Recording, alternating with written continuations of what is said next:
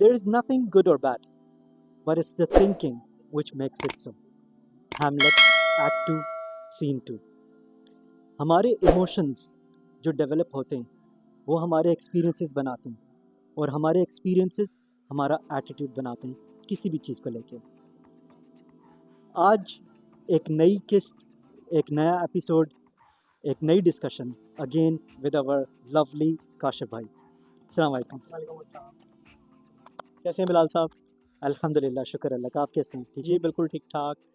आज नए पॉडकास्ट के साथ, नई डिस्कशन के साथ, नए वीकेंड के साथ और नई कॉफ़ी के साथ। बिल्कुल काशिफ भाई और हमारे ऑडियंस, एक स्टडीज़ साइकोलॉजी की ये बताती है हमें कि एक जब बच्चा 0 से 3 साल तक का होता है, उसकी पर्सनालिटी उसी वक्त डेवलप होती है, 3 साल के अंदर अंदर। फिर 3 साल से लेके 10 या 12 साल तक उसका एटीट्यूड डेवलप होता है। 3 साल से 12 साल का अगर हम वक्त क्रिटिकली एनालाइज करें तो ज़्यादातर वक्त बच्चा स्कूल में स्पेंड करता है, फैमिलीज़ के साथ, पेरेंट्स के साथ बहुत क्लोज स्पेंड करता है। और वही वक्त होता है जब हमारे पेरेंट्स, हमारे टीचर्स, इवन हमारे कोलीग्स हमारे स्कूल में हमें स्टोरी सुना रहे होते हैं। हम डिफरेंट स्टोरीज सुनते हैं, उसको हम लोग अडॉप्ट करते हैं, उसके मुताबिक हम लोग जो है कुछ एक्ट्स अपनी ज़िंदगी में लेके आते हैं, कुछ रोकते हैं। तो काशिफ भाई, आपका क्या इस पॉइंट ऑफ व्यू के ऊपर एक कमेंट होगा कि किस तरह से स्टोरीज़ हमारे माइंड्स को, हमारी पर्सनालिटीज़ को, हमारे एटीट्यूड को डेवलप करने में कितना कंट्रीब्यूशन करती हैं? जी बिलाल भाई, ये जो आपने एज ग्रुप जो बताया है 3 साल से 7 साल वाला, ये एक्चुअली उसमें हमारी ये सेंस डेवलप हो रही होती है कि अच्छाई और बुराई के अंदर हमने तमीज़ करनी होती है कि क्या चीज़ अच्छी है, क्या चीज़ बुरी है। कहानियों के अंदर एक सर्वाइवर होता है जिसको बचाना होता है, एक विलन होता है जो उसको मारना चाह रहा होता है, और एक हीरो होता है जो उसको बचाना चाह रहा होता है। तो अच्छाई या बुराई यहाँ से हमारे जहनों में बैठ जाती है बचपन के अंदर ही कि जो हीरो है वो अच्छा है, जो विलन है वो बुरा है। तो अच्छाई और बुराई की तमीज़ सीखने के लिए उस एज में जो हम कहानियाँ पढ़ते हैं, टार्ज़न की, उम्र यार की, वो शहज़ादे और शहज़ादी वाली, ये सारी चीज़ों के अंदर हम एक अच्छाई और बुराई, इन दोनों चीज़ों का कंपैरिजन कर रहे होते हैं। कहानियों के अंदर अच्छाई को ग्लोरीफाई किया जाता है और बुराई को हमेशा एंड पे हारता हुआ दिखाया जाता है, जहाँ से हमारी माइंड मेकिंग होती है। अब उसको हम अपनी प्रैक्टिकल लाइफ में इम्प्लीमेंट करें ना करें एक अलग बात है, लेकिन हमारी जो अपब्रिंगिंग है वो अच्छाई या बुराई की तमीज़ के साथ हो रही होती है कि क्या अच्छा है और क्या बुरा है। बहुत बहुत शुक्रिया काशिफ भाई। आपकी इसी बात से मुझे एक और एक्सपेरिमेंट दिमाग में आता है। वो लिटरली एक एक्सपेरिमेंट हुआ था जिसमें उन लोगों ने सैम्पल ग्रुप जो चूज़ किया था, वो लोग 30 टू 40 ईयर्स के लोग जो थे उन्हें चूज़ किया, जो कि अपनी प्रोफेशनल लाइफ में थे। अब उनका उन लोगों ने टेस्ट किया ऑनेस्टी स्केल, कि कौन कितना ऑनेस्ट है काम के साथ, अपने कोलीग्स के साथ, या फिर किसी भी और चीज़ के साथ प्रोफेशनली। तो जब उन्होंने डिग डीप किया और उसको बैक ट्रैक किया तो पता ये चला कि हर किसी ने अपनी जस्टिफिकेशन ऑनेस्टी की किसी ना किसी स्टोरी के साथ रिलेट की हुई है। फॉर एग्जांपल, जिस तरह हम लोग बचपन से एक स्टोरी सुनते आ रहे हैं ऑनेस्ट वुड कटर की, वो भी एक इस तरह की स्टोरी है जो कि हम लोग को सिखाती है कि आपने हमेशा ऑनेस्ट रहना है। तो इस तरह की स्टोरीज़ हमारी एटीट्यूड को, हमारे माइंडसेट को चेंज करती हैं और हमें एक स्पेसिफिक इंसान बनने के लिए मजबूर कर देती हैं, बेसिकली फाइन ट्यूनिंग की वजह से। तो इसके ऊपर आपका क्या कमेंट है काशिफ भाई?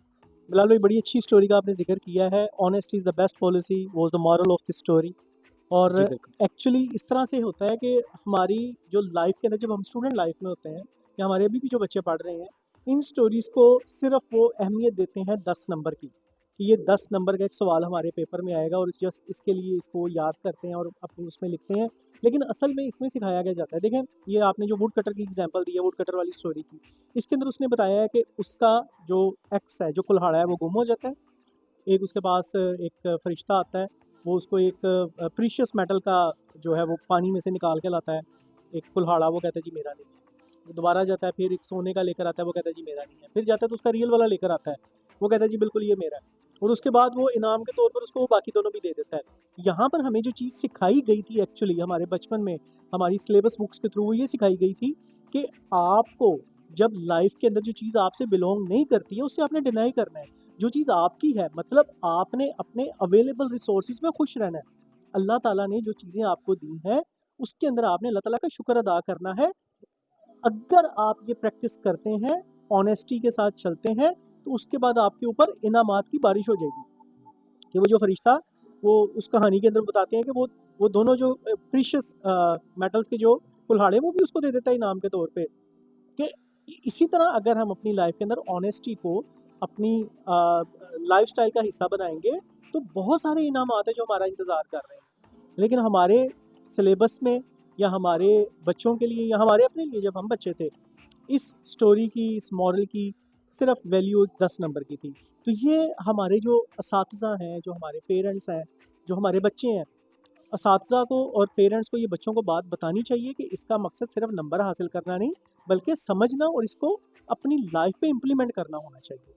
तो ये स्टोरीज़ बिल्कुल हमारी लाइफ में, हमारी ज़िंदगी में बहुत अच्छा असर रखती हैं। बहुत खूबसूरत बात की आपने काशिफ भाई। आपने पेरेंट्स का और टीचर्स का जिक्र किया, और जिस एज ग्रुप की हम लोग बात कर रहे हैं अभी बच्चों की, तो उस एज ग्रुप में तो डेफिनेटली उनका फर्स्ट एक्सपोजर उनके टीचर्स और उनके पेरेंट्स ही होते हैं। तो आपको क्या लगता है पेरेंट्स का कितना एक रोल है, ख़ास तौर पे आज की टेक्नोलॉजी को देख के? इस मॉडर्न दौर में आजकल जो कंटेंट अवेलेबल है बच्चों के पास रिसोर्सेज के थ्रू, विच इज़ स्मार्टफोन्स और टैबलेट्स और कंप्यूटर्स, तो इतना ज़्यादा कंटेंट है, इसमें पेरेंट्स किस तरह से कंट्रीब्यूट कर सकते हैं टू मेक श्योर कि उनको राइट स्टोरीज़ उन तक पहुंच रही हैं, चाहे वो किसी भी फॉर्म में हों, चाहे कार्टून्स हों या मूवीज़ हों, ड्रामाज हों, कुछ भी हो। तो उसमें पेरेंट्स का किस तरह से आप रोल देखते हैं, और पेरेंट्स का कंट्रीब्यूशन कितना होना चाहिए, किस तरीके से वो फोकस्ड रहें कि उनके बच्चे जो हैं वो राइट कंटेंट, राइट स्टोरीज़ तक ही रहें? बिलाल भाई, ये हर एरा के अंदर मतलब जब बुक रीडिंग का दौर था, लाइब्रेरीज में लोग जाते थे, वहाँ से किताबें विड्रॉ करते थे। उस एरा में भी जब वो वीसीआर वाली वीडियो फिल्म्स थी, उस वक़्त भी जब सीडीज़ का दौर आया, उस वक़्त भी जब कंप्यूटर एंड इंटरनेट हमारे मुआशरे में आम हो गया, उस वक़्त भी जब आज मोबाइल फ़ोन और पूरी दुनिया आपके पास है, गूगल पे आप कुछ भी सर्च करें, चैट जीपीटी पे कुछ भी आप सर्च करें, पूरी डिटेल के साथ आपके सामने आता है। हर दौर में आपके पास हमेशा ऑप्शन रही है अच्छाई और बुराई की, जहाँ से हमने अपनी आज की बात स्टार्ट की थी। देखें, मेरा ये ज़ाती ख्याल है कि कोई भी मीडिया सोर्स, कोई भी मोबाइल ऐप, कोई भी सॉफ्टवेयर गलत नहीं होता, उसका इस्तेमाल गलत होता है। अब यूट्यूब है, अगर आप यूट्यूब को बुरा भला कहेंगे, अगर आप मोबाइल फ़ोन को बुरा भला कहेंगे क्योंकि आप अपने बच्चे को देख रहे हैं मोबाइल फ़ोन यूज़ करते हुए, यूट्यूब के ऊपर डिफरेंट टाइप का कंटेंट देखते हुए, तो वहाँ पर आप थोड़ा ट्रिगर होंगे, बच्चे को डांटेंगे, यूट्यूब को बुरा कहेंगे, लेकिन वहाँ पर यूट्यूब बुरी नहीं है, वहाँ पर गूगल बुरा नहीं है, वहाँ पर आपका मोबाइल फ़ोन बुरा नहीं है, वहाँ पर इंटरनेट बुरा नहीं है। उसका जो इस्तेमाल हो रहा है उसमें हमें बच्चे को तमीज़ सिखानी चाहिए कि क्या चीज़ उसके लिए अच्छी है, क्या चीज़ उसके लिए बुरी है। और ये बीइंग अ पेरेंट्स हम लोगों का फ़र्ज़ है। सबसे पहले तो देखिए बिलाल भाई, अगर आपने पेरेंटिंग की बात की है तो सबसे इम्पोर्टेंट कि बच्चों को टाइम दें। बच्चों को टाइम दें, बच्चे की लाइकिंग डिसलाइकिंग को आइडेंटिफ़ाई करें। उस पर देखिए कि आपका बच्चा जो चीज़ देख रहा है, क्या उसका मेयार आपके बच्चे की परवरिश के लिए बेहतर है या नहीं। अगर वो उसके लिए बेहतर नहीं है तो उसके ऊपर चेक लगाएँ और उसको उसका अल्टरनेट दें कि जो बच्चा जिससे एंटरटेन भी हो और बच्चा उससे लर्निंग भी करे। बहुत बहुत शुक्रिया आपके कॉम्प्रहेंसिव आंसर का। आपकी बात से मुझे एक और कोट याद आ गया, और वो इस तरह से है कि it's not what you know, it's what you do with what you know that really makes a difference. Professor Dumbledore, Harry Potter. Kashif भाई, बचपन से हम लाइब्रेरीज़ में, स्कूल्स में, इवन टीवी पे भी मूवीज़ देख रहे हैं जो कि मोस्टली फिक्शन बेस्ड चीज़ें होती हैं सारी, लेकिन फिर भी बैक इन आवर माइंड्स उसका किसी न किसी तरीके से एक इम्पैक्ट, एक असर होता है हमारे इमोशनल डेवलपमेंट पे। तो अपनी अगर आप बचपन की कुछ स्टोरीज़ हमें थोड़ा याद दिलाना चाहें, और बताएं एक ऐसी स्टोरी जिसकी वजह से आपकी इमोशनल फाइन ट्यूनिंग हुई है, तो क्या एग्जाम्पल हमें देंगे आप? बिलाल भाई, मैं इस वक़्त 40 साल मेरी उम्र है और मैंने 99 में मैट्रिक किया था। और मैं अब जो आपको एग्ज़ाम्पल इसकी देने जा रहा हूँ, अगर ये मेरी एज के बाबे बाबे अगर मेरी इस बात को सुन रहे हैं तो वो बिल्कुल रिलेट करेंगे इसको अपनी लाइफ के साथ और मेमोरीज में जाएंगे। मेरे सिलेबस बुक में एक स्टोरी थी अंग्रेजी की किताब में, लेनी द लैम्प पोस्ट। आपने फिक्शंस की बात की और इमोशंस की बात की, तो मेरे पास इससे बड़ी एग्जांपल कोई नहीं है। वही बात कि हमने इसको सिर्फ और सिर्फ पढ़ा था पेपर देने के लिए, इसके सवाल जवाब याद किए थे 10 नंबर लेने के लिए। अदरवाइज हमारा उस वक्त कुछ मोटिव नहीं था कि हम इस स्टोरी से सीख क्या रहे हैं, इससे हम लर्निंग क्या कर रहे हैं। लेकिन आज पता चलता है कि वो हमारे लिए कितना बड़ा मैसेज थी, कि उन्होंने फिक्शंस के साथ हमारे अंदर इमोशंस को कैसे क्रिएट किया था। ऐसी चीज़ें जो ना बोलती हैं ना उनमें जान है, वो एक मतलब एक जमादात है, एक बिल्कुल ऐसी चीज़ जिसके अंदर ना इमोशंस हैं ना उसके अंदर कोई सोच है, कुछ भी नहीं है, एक बेजान सी चीज़ है। और उसके अंदर उसके इमोशंस को कैसे डिस्क्राइब किया था राइटर ने बड़ी खूबसूरती के साथ। उस स्टोरी का नाम था लेनी द लैम्प पोस्ट। लेनी एक लैम्प पोस्ट है। अब एक लैम्प पोस्ट का काम है सिर्फ आप उसका बटन दबाएंगे उसके अंदर बिजली जाएगी, उसका बल्ब जल पड़ेगा और जो कि रोशनी करेगा स्ट्रीट सड़क के ऊपर। स्ट्रीट लाइट भी आप उसको कहते हैं, लैम्प पोस्ट भी कहते हैं। तो उसका नाम होता है लेनी। उसके इमोशंस को डिस्क्राइब किया था कि वक्त के साथ साथ लेनी एक जगह पर पोस्टेड थी और अच्छा देखिए उसका नाम से कोई उन्होंने एक फीमेल करेक्टर का, हालांकि इसमें कोई जेंडर का आप कुछ नहीं, लेकिन एक फीमेल करेक्टर का उन्होंने इसमें उसका नाम एक देकर वो किया। अच्छा अब उसके अंदर क्या था कि लिनी एक लैम्प पोस्ट था और उसको एक पार्क के अंदर उसको पोस्ट किया गया था, जहाँ पर रात को लोग आके बैठते थे, उस पार्क में बच्चे खेलते थे। और फिर ऐसा वक़्त आया कि वक़्त के साथ-साथ बारिशें हुई, आंधी, तूफ़ान, वो सारी चीज़ें आपको पता है, चीज़ें जब इस तरह की पड़ी रहती हैं, पुरानी हो जाती हैं, उनके कलर ख़राब हो जाते हैं, पेंट ख़राब हो जाते हैं, तो फिर आहिस्ता-आहिस्ता उनकी हैसियत नहीं रहती। फिर वो पुरानी चीज़ें नई चीज़ों से रिप्लेस हो जाती हैं और उनको उठा के कबाड़ खाने में फेंक दिया जाता है। तो लेनी के साथ भी कुछ इसी तरह का सिलसिला चल रहा था। उसके बाद वहाँ पर एक बहुत बड़ा उन्होंने लैंप पोस्ट नया लगा दिया था, न्यू टेक्नोलॉजी वाला, और लेनी ने उसका नाम रखा था जायंट, तो बहुत बड़ा था वो। तो फिर एक दिन उसको ये लगता है कि अब मेरी ज़िंदगी ख़त्म है, मुझे ले जाएँगे और जाके मुझे भट्ठी में डाल देंगे और मैं पिघल जाऊँगी और मुझे फिर कोई नई चीज़ बना देंगे, क्योंकि मैं एक मेटल हूँ तो मुझे फिर कोई नई चीज़ शेप दे देंगे। लेकिन मेरी ये वाली लाइफ़ ख़त्म हो जाएगी। फिर उसके अंदर बताते हैं कि एक दिन ऐसा होता है कि वो उसको उखाड़ देते हैं और उसको ले जाया जाता है एक कबाड़िए की दुकान पे। कबाड़िए की दुकान पे उसको कोई आता है, गाड़ी में लोड करता है और ले जाता है, और लेनी को यही लगता है कि उसको फर्नेस की तरफ लेकर जा रहे हैं और फर्नेस में आज उसका आखिरी दिन है, इसको पिघला दिया जाएगा। लेकिन इंस्टेड कि उसको फर्नेस में लेकर जाएं, वो उसको लेकर जाया जाता है एक आलीशान घर में, जहाँ पर उसको उस घर के बाग के अंदर पोस्ट किया जाता है, उसको वहाँ पे फिक्स किया जाता है, उसके ऊपर नया रंगो रोगन किया जाता है। और लेनी बड़ा खुश होती है कि मुझे ये प्रोटोकॉल क्यों मिल रहा है। फिर अचानक उसकी ना एक नज़र पड़ती है कि जो उस घर का मालिक होता है, उस घर के मालिक को वो गौर से देखती है, तो उसको याद आता है कि ये तो वही आदमी है जो कि पहले बच्चा था और मेरी रोशनी में आके रात को किताब पढ़ता था। और उस बच्चे को भी ये एहसास है कि मेरा बुरा वक़्त था, मैं गरीब था, मेरे घर में इलेक्ट्रिसिटी अवेलेबल नहीं थी और मैं जाता था इसकी रोशनी में बैठ के रात के टाइम पढ़ता था। तो मेरे जो इस तरह का वक़्त था, इसमें इसकी रोशनी ने मेरा साथ दिया। आज इसका कोई जो है वो आसरा नहीं है, इसको वहाँ से उखाड़ दिया गया है। उसने उसको परचेज़ किया और अपने घर लेकर जाके अपने पार्क में, मतलब उसकी जो शक्ल थी, उसकी जो हियत थी, उसकी जिसामत थी, उसको बरकरार रखा, उसके नाम को बरकरार रखा। तो ये मतलब एक ऐसी स्टोरी जो एक फ़िक्शन ऐसा हो नहीं सकता, लेकिन उसके साथ एक ज़बरदस्त से इमोशंस उन्होंने डिस्क्राइब किए। ये उस वक़्त हमारे लिए ये लर्निंग थी कि हमने अपनी ज़िंदगी में मौजूद इंसानों से और बेजान चीज़ों से हमने प्यार किस तरह से करना है, हमने उनको किस तरह से अपनी मेमोरी का हिस्सा बनाना है। कि आज अगर मैं जब 40 साल का हूँ और 99 में मैंने मैट्रिक किया था, तकरीबन 24 साल बाद, 24 साल बाद भी मुझे ये स्टोरी याद है और उन्हीं इमोशंस के साथ याद है। और बिलीव करेंगे, ये सिर्फ इस वक्त मैं इस स्टोरी को रिकॉल नहीं कर रहा, इस वक्त मैं अपनी उस 24-25 साल पुराने तमाम दोस्तों को भी अपने माइंड में रिकॉल कर रहा हूँ, इमोशनली अपने वहीं चले गए। असातिज़ा को भी रिकॉल कर रहा हूँ, अपने क्लासरूम को, उस बेंच में जिसमें मैं बैठता था, जिस साइकिल पे मैं स्कूल आता जाता था, ये सारी चीज़ों को मैं रिकॉल कर रहा हूँ। और ये आपकी मेमोरीज़ हैं जो कि आपको जोड़ के रखती हैं आपकी यादों के साथ। बहुत ही एक खूबसूरत स्टोरी सुनाई आपने काशिफ भाई, लेनी द लैम्प पोस्ट। और इसी के साथ मैं रेफरेंस दे दूं कि हमारी काशिफ भाई के साथ एक पहले भी पॉडकास्ट हुई थी जिसमें हम लोगों ने रीडिंग के बारे में जिक्र किया था। तो मैंने और आपने, जिनने ये स्टोरी नहीं पढ़ी हुई, let's download it, let's get a hard copy और पढ़ना शुरू करते हैं इस स्टोरी को। उसके बाद हम फिर से वापस इस स्टोरी पे आएंगे। बहुत बहुत शुक्रिया आपका काशिफ भाई। जिस तरह से आपने एक स्टोरी नरेट की है, हमें एक हाईलाइट दी है स्टोरी की, और उसको फिर आपने डायरेक्टली अपनी लाइफ के साथ रिलेट करके बताया, जो आज उस स्टोरी की वजह से आपके इमोशंस जागे हैं, जो उसकी वजह से जो आपकी खुद ही एक फाइन ट्यूनिंग हुई हुई है उस इमोशनल स्टोरी के अंदर जितनी भी रेफरेंसेस थी उसकी वजह से। इससे मुझे एक और कोट याद आ गया जो कि कुछ इस तरह है कि we are nothing but the stories which we narrate, the stories which we surround ourselves with. तो काशिफ भाई, आपका इस चीज़ के बारे में क्या ख्याल है कि क्या ये सही बात है कि हम लोग, हमारी स्टोरीज़ ही हैं बेसिकली, जो हम जिसके इर्द गिर्द हम अपने आप को रखते हैं, जो हम लोगों को सुनाते हैं, क्या सही में ये हमारी पर्सनालिटी का, हमारे एटीट्यूड का रिफ्लेक्शन है?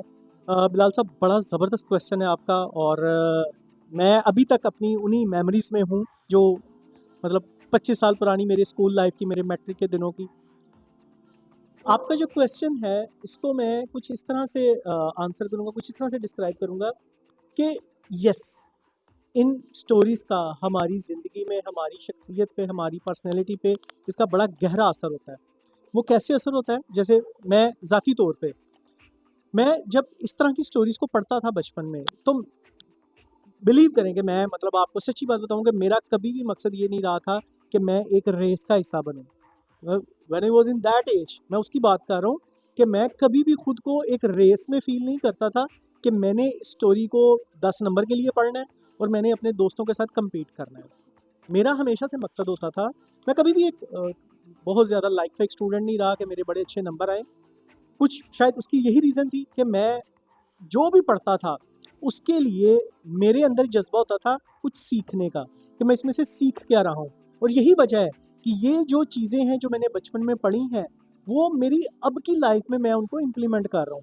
जैसे कि अभी हमने इमोशंस की बात कही, तो मैंने ये लेडी द लैम्प पोस्ट इसकी एग्जांपल दी, तो मुझे मेरे आज सारे 25 साल पुराने दोस्त, मेरे 25 साल पुराने इस्तेमाल की तमाम चीज़ें जो बेजान थी, एक जैसे एक लैम्प पोस्ट बेजान था, मेरी उस दौर में जो मेरी साइकिल थी जो मुझे बहुत ज़्यादा अजीज़ थी, ये सारी चीज़ें रिकॉल हो गई। और बिल्कुल आपने सही कहा है कि ये जो इमोशंस हैं, जो इमोशनल स्टोरीज़ हैं, ये सारी ज़िंदगी आपके साथ रहती हैं, कभी भी आपसे ये अलग नहीं होती हैं।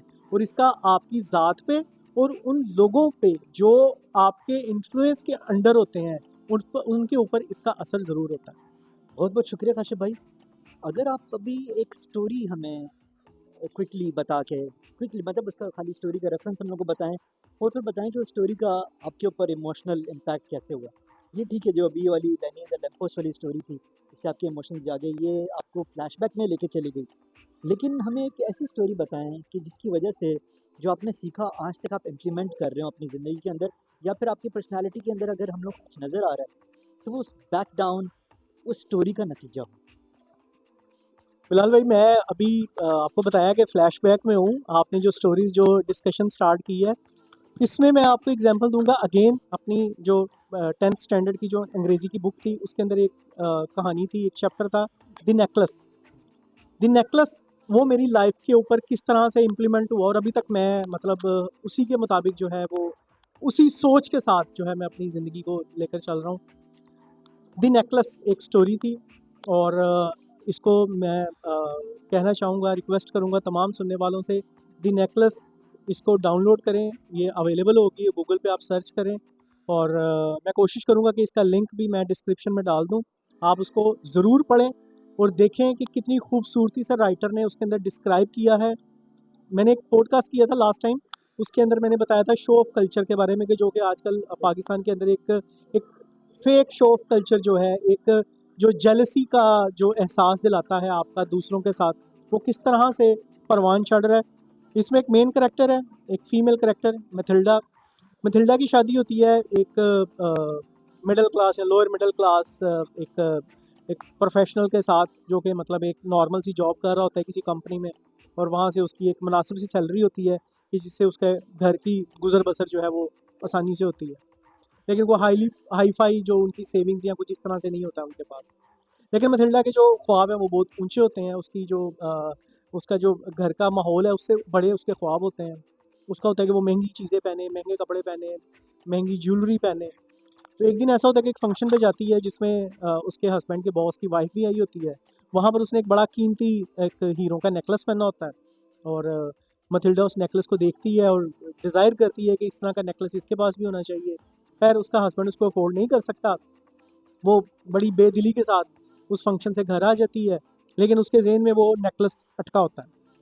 फिर कुछ अरसे बाद ऐसा होता है कि मथिल्डा की फैमिली के अंदर उन्होंने एक फंक्शन अटेंड करना होता है, और मथिल्डा की ख्वाहिश होती है कि वहाँ पर उसकी जो फ्रेंड्स हैं, कज़न्स हैं, उनके अंदर अपना एक भरम दिखाने के लिए, अगर काश के ये वाला नेकलेस इसने पहना हो तो सारे जो हैं वो जेलस होंगे इसके नेकलेस को देख के। अपने हस्बैंड से इस ख्वाहिश का इज़हार करती है कि क्या तुम अपने बॉस से कहकर उसकी वाइफ का वो नेकलेस उधार ले सकते हो एक दिन के लिए कि मैं उसको फंक्शन में पहन लूँ।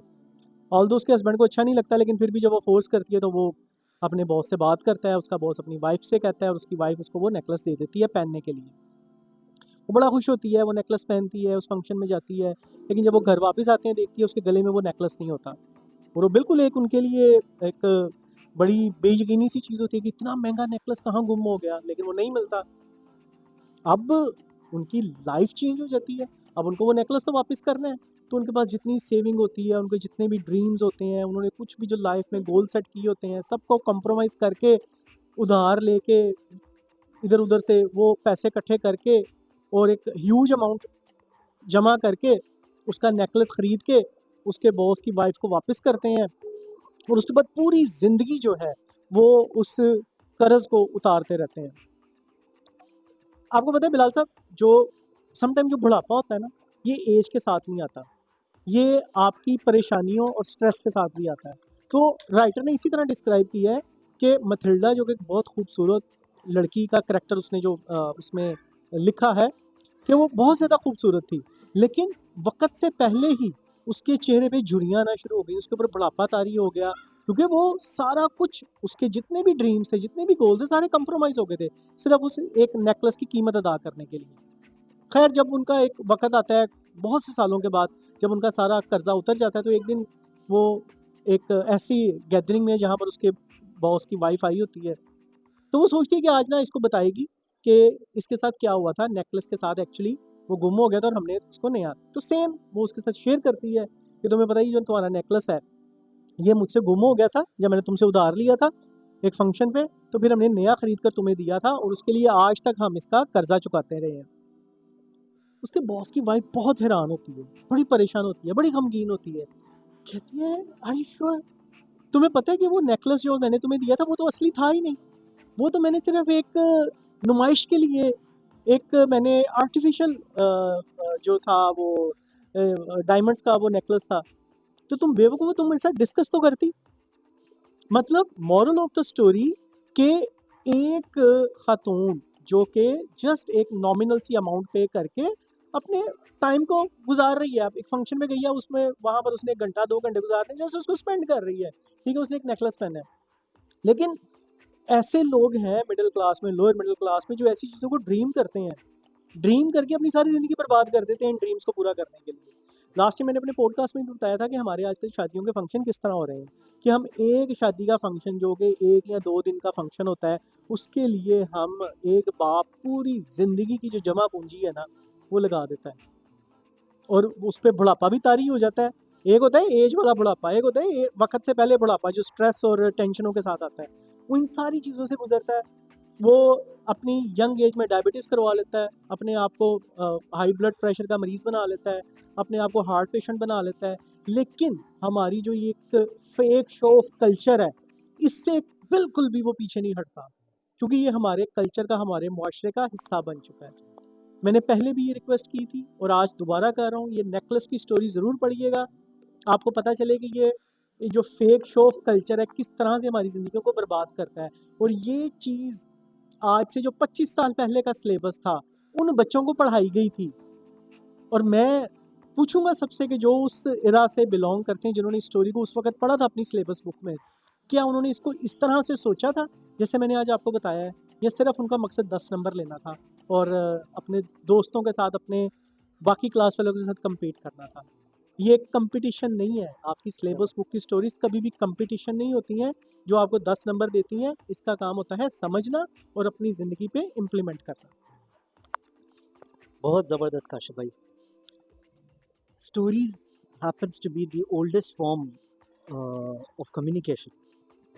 बहुत हज़ारों साल पहले भी अगर हम लोग जाएं तो स्टोरीज एक फॉर्म होता था कम्युनिकेट करने का आगे वाली नस्लों के साथ भी। जिस तरह से स्टोन्स के ऊपर लिख के या फिर ड्रॉ करके स्टोरीज पहले भी नरेट की जाती थी हज़ारों साल पहले, और आज भी अगर हम लोग देखें तो ये एक कांस्टेंट चीज़ है हमारी ज़िंदगी के अंदर, हर एक की ज़िंदगी के अंदर। Different forms of story telling है। आप चाहे टीवी पे कुछ देख के कर लें, अपने स्मार्टफोन पे अगर आप कुछ नया कंटेंट देख के कर लें, या फिर एक बाप एक माँ अपने बच्चे के साथ बैठ के, एक टीचर अपने स्टूडेंट्स के साथ बैठ के उन लोगों को स्टोरी सुनाए। लेकिन ये एक फैक्ट है कि स्टोरीज़ हमेशा से हमारे एटीट्यूड को मोल्ड करते हुए आई हैं, और लेट्स मेक श्योर कि हमेशा से ये हम लोगों को किसी न किसी तरीके से कंट्रीब्यूट करें एक बेहतर इंसान बनने के लिए। तो इस नोट पे मैं आपसे कहना चाहूँगा काशिफ भाई कि प्लीज़ आखिर कुछ क्लोजिंग रिमार्क्स दे दें हमारे व्यूअर्स के लिए।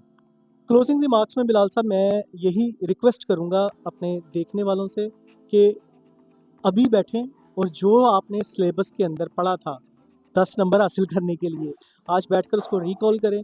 2 स्टोरीज़ मैंने आपको बताई हैं, लेनी द लैम्प पोस्ट इसको पढ़ें, द नेकलेस इसको पढ़ें और समझें कि इसमें हमारे लिए मैसेज क्या था, और अपनी जो आगे की लाइफ है उसको उस मैसेज के मुताबिक गुजारने की कोशिश करें। बहुत बड़े लेसन्स थे। 2 स्टोरीज़ मैं आपको और बताता हूँ। इसको मैंने ब्रीफली डिस्क्राइब नहीं किया, फिर कभी नेक्स्ट किसी वीडियो में मैं डिस्क्राइब करूँगा। एक हमारी उर्दू की किताब में कहानी थी सादका की मुसीबत, जिसके अंदर एक lower middle class 2 lower middle class families, एक लड़के वाले होते हैं और एक लड़की वाले होते हैं, और लड़के वाले लड़की वाले के घर रिश्ता देखने जाते हैं। दोनों lower middle class poor class से बिलोंग कर रहे होते हैं, लेकिन वो खुद को बड़ा बढ़ा चढ़ा के बड़ा एक एलीट क्लास शो ऑफ करके तो वो एक दूसरे के घर जाते हैं। तो फिर जब उनका राज खुलता है तो वो उसके बाद क्या होता है, थोड़ा फन भी है, आपको मज़ा आएगा। सादका की मुसीबत इसको ज़रूर पढ़िएगा। उसके बाद एक हमारी उर्दू की बुक के अंदर कहानी थी, एक पंजाबी ज़मींदार की कहानी, इसको भी ज़रूर पढ़िएगा। इसके अंदर भी उन्होंने बताया है कि एक जो फ़ौज में काम करने वाला ज़मींदार, जब वो अपनी छुट्टियों पे घर आता है और घर आके अपने घर के हालात देखता है और उन हालात को ठीक करने के लिए वो कर्ज़ उठाता है सूद के ऊपर, क्योंकि उसका एक ऊंची ख़ानदान से होता है और उसको कुछ चीज़ों को कंटिन्यू करना होता है, कुछ चीज़ों को बढ़ा चढ़ा के अपने ख़ानदान वालों के सामने, अपने रिश्तेदारों के सामने, अपने मोहल्ले वालों के सामने बढ़ा चढ़ा कर दिखाना होता है। खुद को एक मेंटेन्ड क्लास का मेंबर दिखाना होता है, तो उसके लिए वो क्या-क्या गलतियाँ करता है, उसका क्या-क्या नुकसान होता है उसको और उसके ख़ानदान को, और एंड पे फिर वो वही करता है कि अगर वो शुरू में कर लेता तो सारे नुकसानों से बच जाता। ये 4 चीज़ें, एक द नेकलेस, लेनी द लैम्प पोस्ट, सादका की मुसीबत और एक पंजाबी ज़िम्मेदार की कहानी। ये आपने 4 स्टोरीज़ पढ़नी है। ये डिस्क्रिप्शन के अंदर मैं कोशिश करूँगा इनके लिंक डाल दूँ अगर मुझे मिल गए तो, और आपने इनको सर्च करना है और इनको ज़रूर पढ़ना है और इनको समझना है और उनको अपनी मौजूदा और आने वाली ज़िंदगी पे इम्प्लीमेंट करना है। इस तरह की बहुत सारी चीज़ों के साथ आइंदा भी मैं आपके सामने आऊँगा। आपके बचपन की चीज़ें जो आपने अपनी सिलेबस बुक्स में पढ़ी थी, आपने किस मकसद से पढ़ी थी और उनका असल मकसद क्या था, ये मैं आपको ज़रूर बताऊँगा। बहुत बहुत शुक्रिया काशिफ भाई। हमारे व्यूअर्स के लिए मैं कह दूं कि प्लीज़ कमेंट सेक्शंस में आप कमेंट्स करके बताएं कि आपने स्टोरीज़ कौन सी पढ़ी। अगर कोई और स्टोरीज़ रेकमेंड करना चाहते हैं प्लीज़ मेक श्योर आप कमेंट्स में लिंक शेयर करें ताकि स्टोरीज़ हर एक तक पहुँचें। जी बिल्कुल, बिलाल साहब ने बड़ी अच्छी बात कही है कि जैसे 4 स्टोरीज़ मैंने आपको बताई हैं, अगर आपको भी अपने सिलेबस बुक्स की कुछ स्टोरीज़ याद हैं, जिनमें कुछ ऐसा लेसन था जो आपकी ज़िंदगी में अभी भी आप उसको इम्प्लीमेंट कर रहे हैं, तो वो ज़रूर बताएँ ताकि दूसरे भी उससे कुछ सीख सकें। बहुत बहुत शुक्रिया आपका। हमारे व्यूअर्स जुड़े रहें हमारे साथ, चैनल को सब्सक्राइब करें प्लीज़ ताकि हम लोग अपनी स्टोरीज़ आपके साथ शेयर करें और आप अपनी स्टोरीज़ हमारे साथ कमेंट्स के थ्रू और लाइक करने के थ्रू शेयर कर सकें। अगले हफ्ते मिलते हैं, another cup of coffee, another discussion with none other than Kashif भाई। बहुत शुक्रिया, अपना ख्याल रखिएगा। अल्लाह हाफ़िज़।